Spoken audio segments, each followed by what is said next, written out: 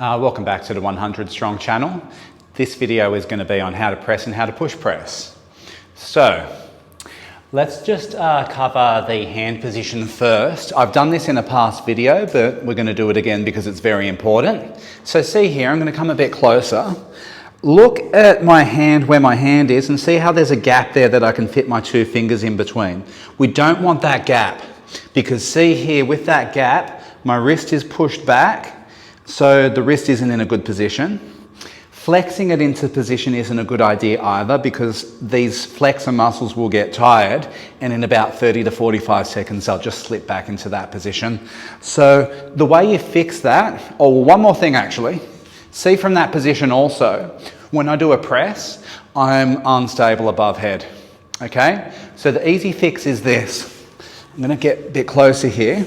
Push your wrist through to the point where there's no gap. So see that bone there?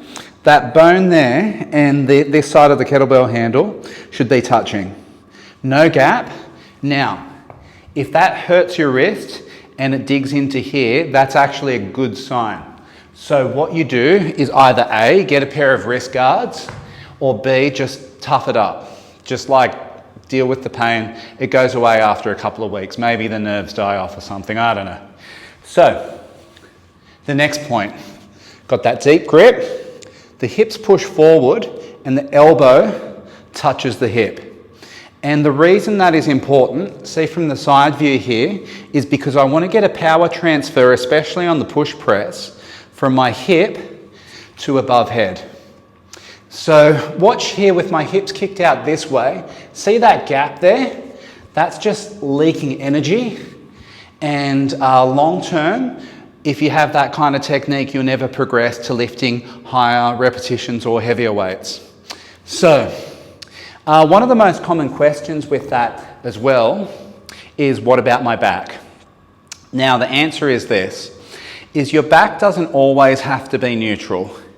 If everything you did had to be in a neutral spine, and if it wasn't, it would injure you, then every single yoga person who does backward bends would have a broken back by now. So the first thing is that the spine isn't loaded to begin with. If you look at the side view here, it's the hip that's loaded.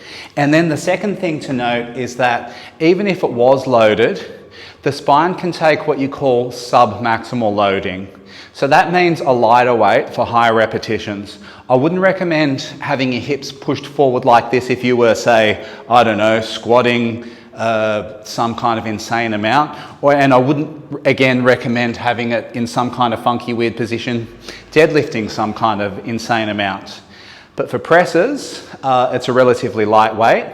Even if you get up to the upper elite levels of kettlebell sport, 2 times 32 kilogram kettlebells isn't that heavy in the bigger picture.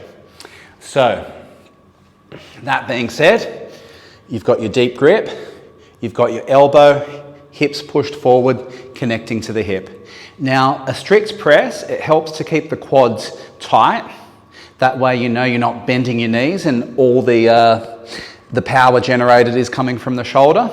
From there, a slight lean back in that kind of direction to push through, hold it above head for a second, then down. So it looks like this, nice and fast.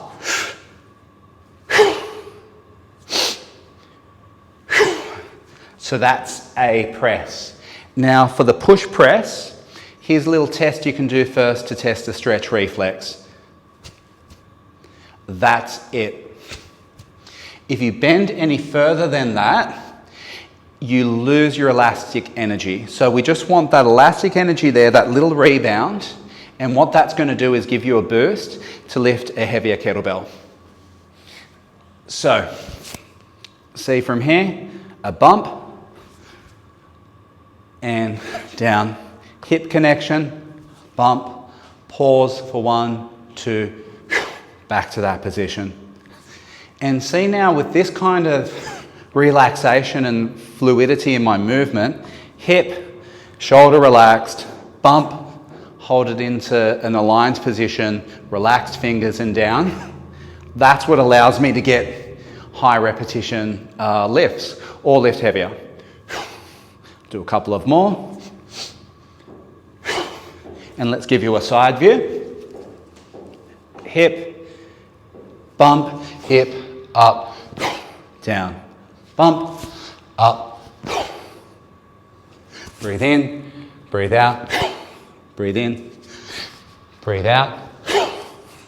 What can make that lift easier for you is wearing a weightlifting belt around the hips there, specifically a kettlebell lifting belt, and also using water, like from a spray bottle, to wet your t-shirt a bit here. And when the t-shirt's wet or even sweaty, you'll get a bit more grip on that material there to bump the kettlebell into the overhead position. Okay, thanks. I hope you like and subscribe. More videos coming soon.